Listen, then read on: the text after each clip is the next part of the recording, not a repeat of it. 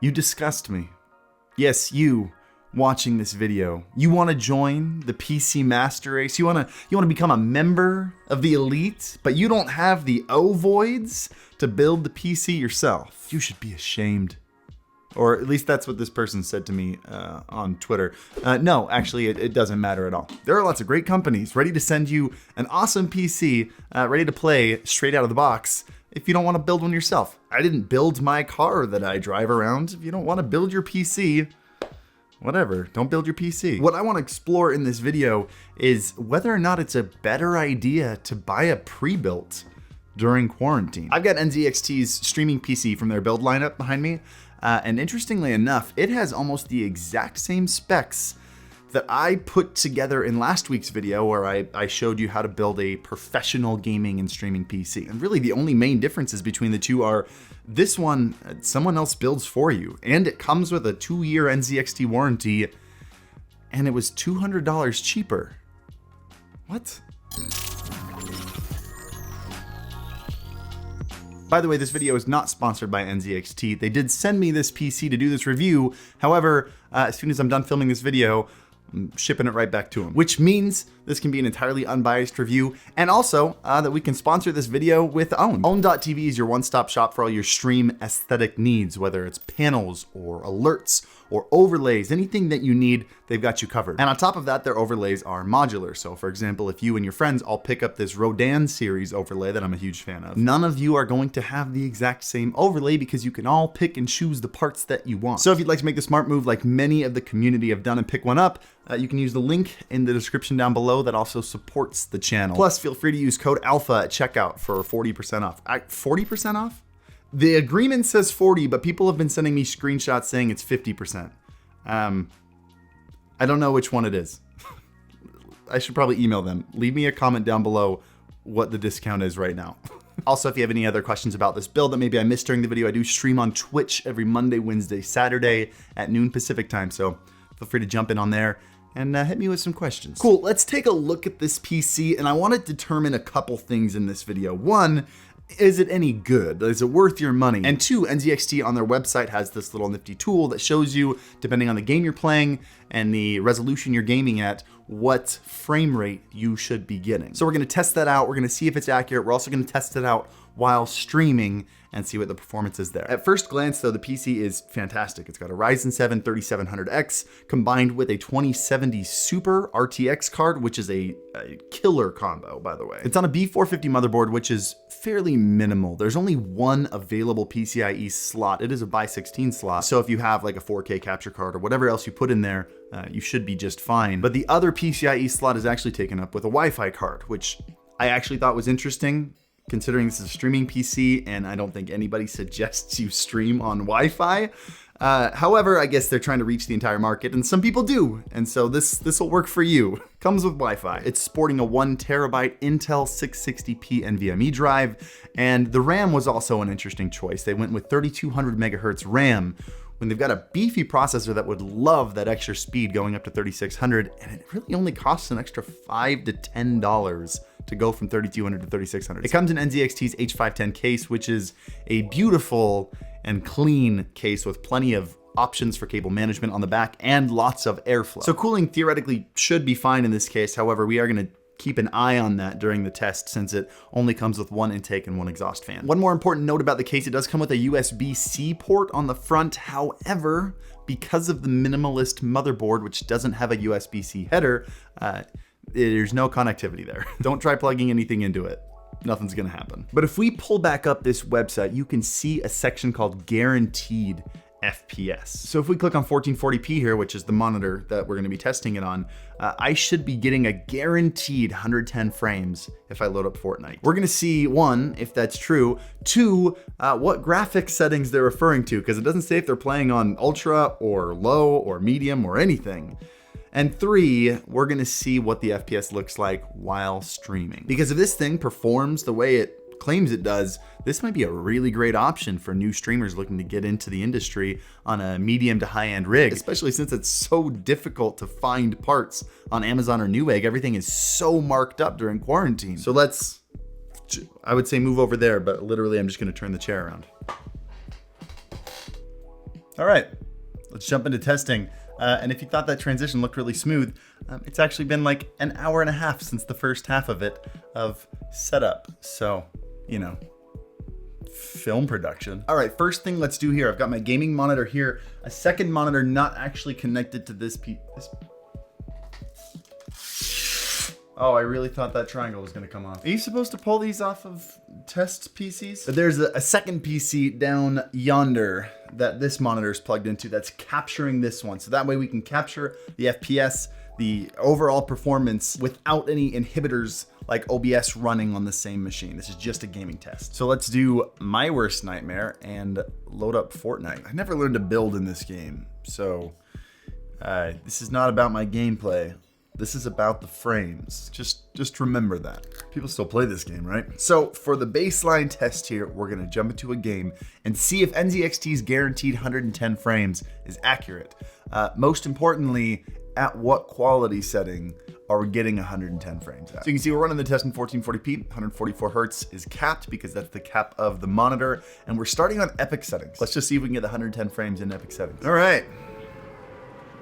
I'm actually impressed that we're above the entire world and we're hitting above 100 FPS. Still at about 110 FPS in epic settings. Let's see where we're at when we're inside buildings. We're not loading as many polygons at a time. 120, that's okay. I don't need any guns. I got a season 1 pickaxe. Yeah, still 120 frames.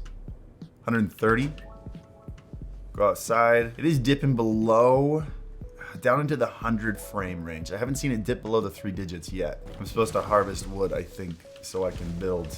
You go inside, it goes back up to 100. So it looks like we are at between 102, I think is the lowest we saw it dip, to 130. Let's change the settings just for fun. Let's change him to medium. There we go. See, now we're capping at 144. All right, let's see if we get below 144 when we go outside. We're not dipping below 144 on medium. Let's hit these high settings. Still 144, even while I drink my minis. Yeah, not dipping below 144 on high settings. The only thing that gets it below 144 frames is going to epic. Yeah, I think this is about as good as it gets. Can I find someone to shoot at though? Whoa. Oh, that's 100% a bot. The game's giving me bots. Thanks, game, for making me feel better about myself. I think C is to build a ramp. I appreciate the self-esteem boost, though. Dude, I'm the best in the game. Okay, that's enough. That's enough for one.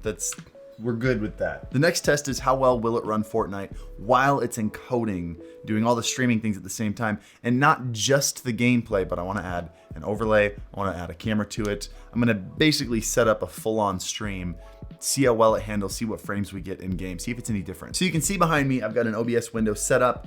These are now on the exact same PC, so the same PC that's running the game is running OBS. It's recording right now, and it is a worst case scenario stream. I'm throwing everything I possibly can at it. So we're running a 1080-60 stream at 6,000 kilobits per second.